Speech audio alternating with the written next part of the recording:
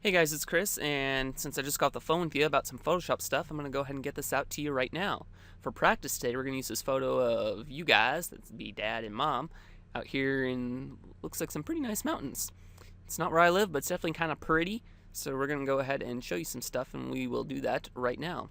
Before we get started, though, I need to make sure that your interface looks just like mine. To do that, I'm going to have you go up here to where it says New in CS6. It might say something else, but we're going to go and click and drag and change it to Essentials, because that's how I like to operate, and therefore that's how you're going to be operating, so you can follow along and not get lost as I lead you through the tutorial. Pretty cool idea, huh? So, and we're going to go ahead and click on Layers, and we're going to pop that out, because we're going to use the layers quite a bit today. First thing I want to do is I want to show you about the outlining that you were talking about doing with this quick selection tool. Now, if all you have is the magic wand tool, that's alright. You just click and hold on the button over here on the left, and it allows you to then choose the quick selection tool. If I use the left and right brackets, the right bracket key makes my brush bigger, and the left bracket key makes that smaller.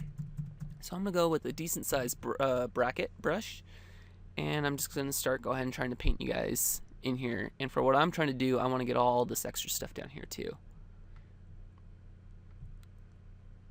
Uh-oh, no, I got some extra over here. Darn, how do I get rid of it? If you press and hold Alt on the keyboard, you can see the plus sign in the middle of the brush changes to a minus sign. So while holding Alt, I can actually now click and drag and paint out this extra stuff that got selected that I really didn't want to get selected. So that's pretty cool.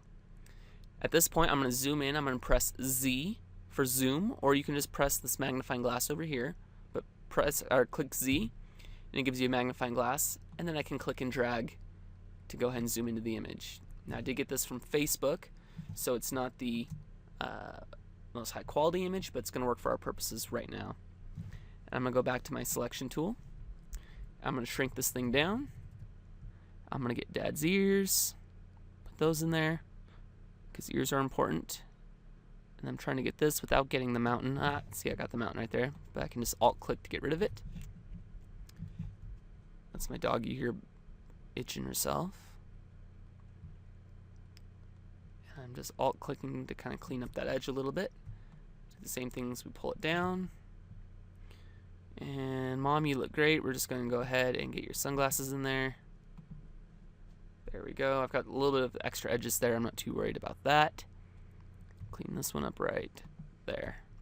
If I press Z again for zoom, and then right-click, I can fit this back on screen, and we're back to where we started. And just looking at it, it looks like I got everything. I always, with this quick selection tool selected, before I do anything else, I always want to refine that edge. And you do that right up here in the center of your top window. And I'm just going to go ahead and smooth this edge out. And it's just going to make it look real nice. Hit OK. We've got a nice smooth edge. Press Ctrl J, and it throws you guys on a separate layer. If I turn off the background layer, you can see there you are without that. Now we're going to go back to our background layer here, and I'm going to actually start erasing you from the image. I know that was the other thing you were wanting to learn. We go down to our clone stamp tool over here, and you may have a different one, the pattern stamp. We want the clone stamp, so make sure that's selected.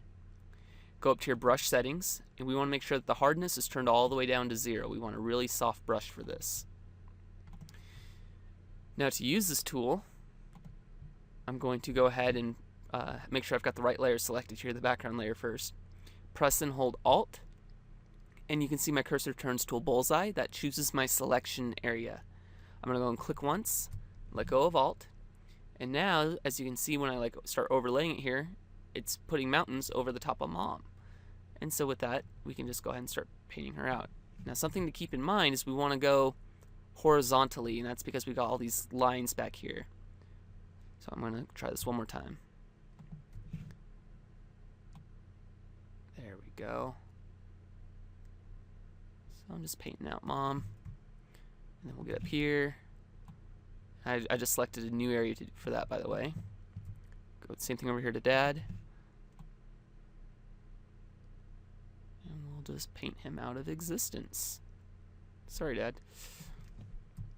Back over here to Mom. Paint her out a little bit more. And I'll show you why we're doing this here in a minute. And I'm going to go ahead and blend this end down further onto the rocks. And again, you'll see why here in a few. So again, when I need to sample a new area, all I'm doing is alt-clicking where I want to do it from.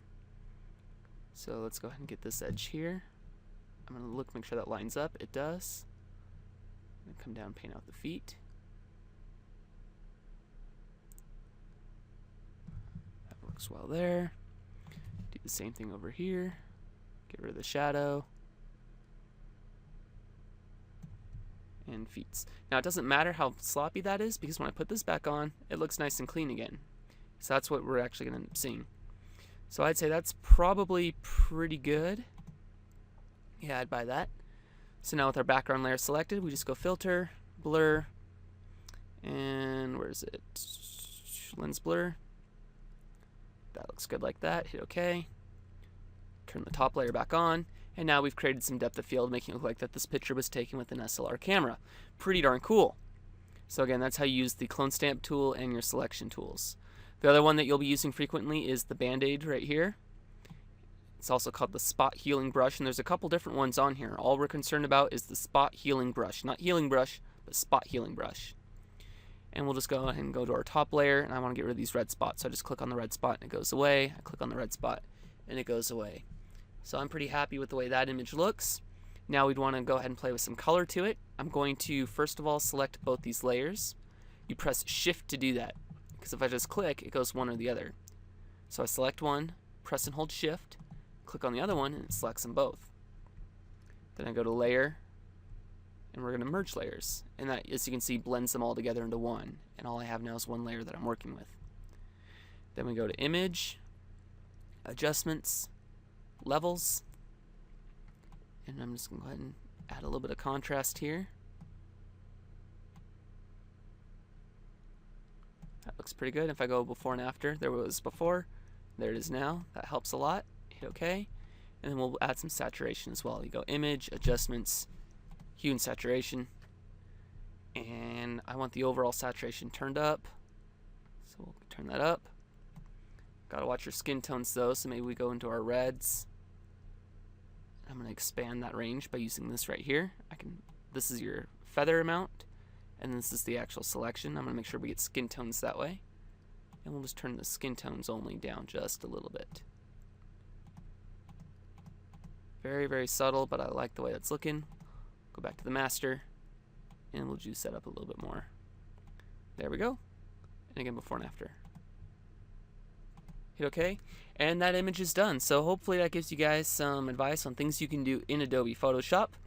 Again, remember, if you need to undo something, you can go Edit, Step Backward, or as you see here, Alt-Control-Z. Control-Z will only do one step, and then it puts it right back again. So I can undo my saturation, Control-Z again, puts it right back. If I want to keep going backwards, it's Control-Alt-Z. So anyway, let me know if you guys got any other questions. Hopefully that works out, and we'll talk to you soon. Love you guys. Bye.